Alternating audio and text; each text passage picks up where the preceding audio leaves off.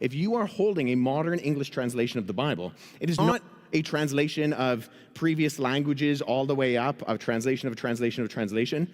When you hold a Bible, it's translated from those original languages that I referred to before. It's translated directly from the Hebrew and the Greek, and actually translation committees, these groups of scholars and academics who get together to translate the Bible and make it understandable in your language, in my language, they actually take into consideration how previous translations rendered certain things, but they're not translating from those previous languages, they're translating from the original languages and seeing how throughout history, different individuals and groups have rendered those words in previous or different languages. This is a confusion of translation versus transmission. Translation is going through one language into another. Transmission is the long history of how we go from texts written in ancient languages 2,000 years ago to today.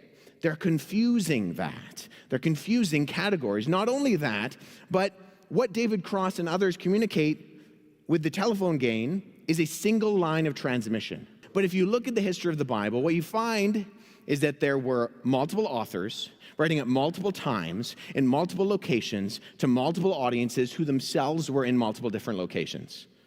So it's not a single line of transmission, it's multiple lines of transmission injected with steroids.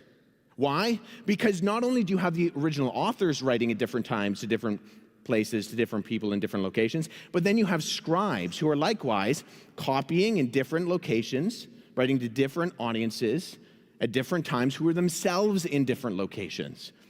And if we look at the history of this, between the 1st century when the New Testament was written and the 4th century, you have copies of both the Old and the New Testaments being copied and spread around all over the ancient world, so that by the time you get to the 4th century, you have hundreds, if not a few thousand, copies of what we would call the books of the Bible. They were independent at that time. They eventually got stuck into one volume, like we think of a Bible today. But copies of the Gospels, of the Acts, of the Psalms, of the prophets, floating around the ancient world, so that within a few decades and centuries, you have copies up into Europe, into Asia, and into North Africa, which means that no one person or no one group could have controlled the text at any one point in time.